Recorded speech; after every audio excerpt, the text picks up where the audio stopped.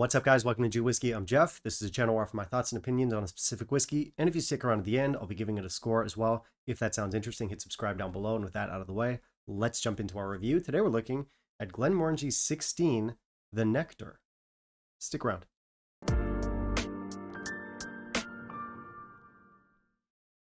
All right, so it's a Glenmorangie today, a pretty new Glenmorangie actually. I think this one only came out this year, last year, this year.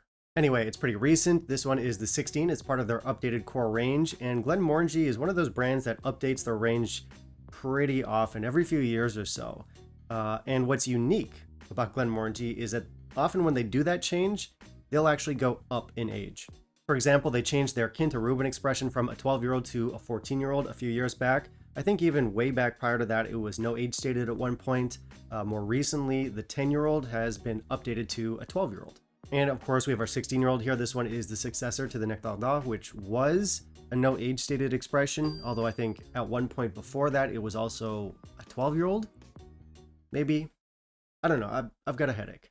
Anyway, unlike its predecessor, this one does not say that it's matured in bourbon and sauternes casks. Instead, it says it's matured in both bourbon and sweet wine casks. So basically, we had 14 years in bourbon casks, then the remaining 2 years in a combination of sweet wine casks. Specifically, we had sauternes still, but also some Montbazillac casks. Now, I did like the old Nectar d'Or. It wasn't like, for me, incredible, outstanding stuff, but it was decent. It was reliable. I did enjoy it. But I know there's a lot of people out there who were very passionate about it.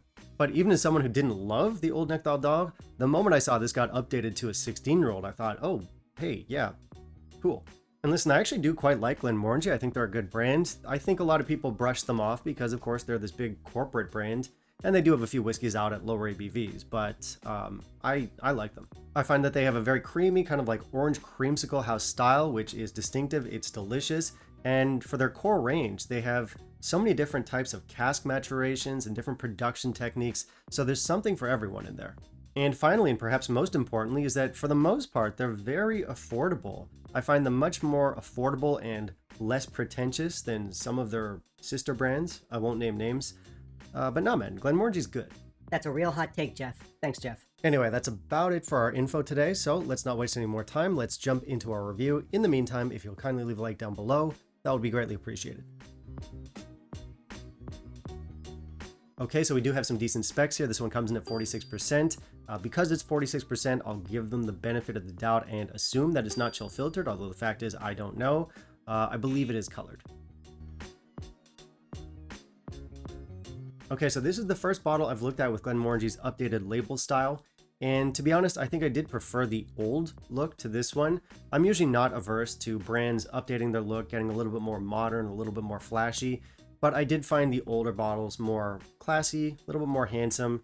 This one's okay though, so we'll give it 3 out of 5.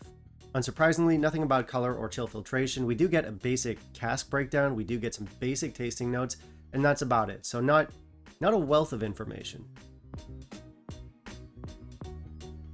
On the nose, we get some sweet white wine. This is extremely fruity. I get sweet nectarines, sweet apricots, peaches.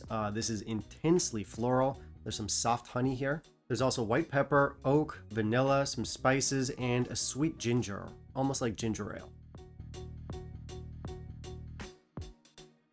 On the palate and finish, this is both textured and mouth coating. I get vanilla, and I get, once again, a whole lot of fruits. So plenty of apricots, plenty of those nectarines again. There's a lot of canned peaches in here, touch of blood orange. There's also a very big dose of wood and a good amount of spices in here. So we get stuff like lots of white pepper, lots of ginger in here, good complexity, good maturity. All right, so this was a pleasant surprise. This is good stuff. And I think one thing that stands out the most about this is, for me anyway, I was not expecting it to taste this mature. This tastes to be at least 16 years old. You could even tell me 18. So this is one of those well-aged whiskeys that actually tastes well-aged. We get a good amount of sophistication. We get some complexity in here. Our flavors are quite integrated.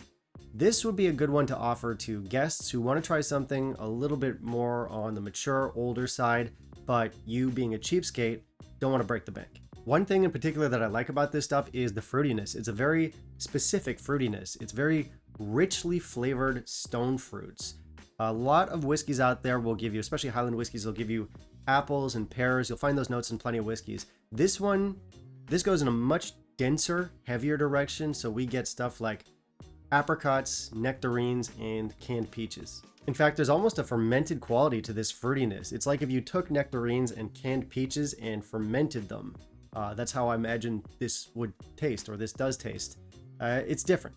And it's not just the fruitiness here. Also, the florals have this kind of rich density that you wouldn't normally get. Oftentimes, you'll get these sort of like delicate white florals in Highland whiskeys, like Glencaddam is a good example, but they're just heavier here. Now, so far, I'm laying it on pretty thick, but there is one thing that bothers me about this whiskey, and it might bother you too. This is very oaky. I mean, it's oaky. It's almost to a fault. It's at the point where, depending on my mood, depending on my palate, it can be too much. There are days where I guess I'm just in the right mood and the oakiness doesn't really bother me in this whiskey, but then there are other days where it's just enough to put me off and I don't enjoy it nearly as much as I want to, or as much as I know I can. So it's a tough one to assess because, like I said, some days it's great, some days it's not so great. I don't enjoy it consistently. I think overall it is a very good whiskey, but taking on too much wood did hurt it a little bit. And obviously, that's what she said. So when it slaps, but it doesn't always. I don't feel like the balance is always there. Initially, when I first popped it, that oakiness hadn't really appeared yet. And I thought, okay, this is a great whiskey. Could even be in the running for whiskey of the year. And I immediately fell in love with the bottle. It was only later on that oakiness started to come through, and it did start to bother me. And at this point, it's hard to drink it without at least noticing it, even if it's not, setting me off over the edge. But yeah, score here, 86. Initially, it would have been easily 88, 89.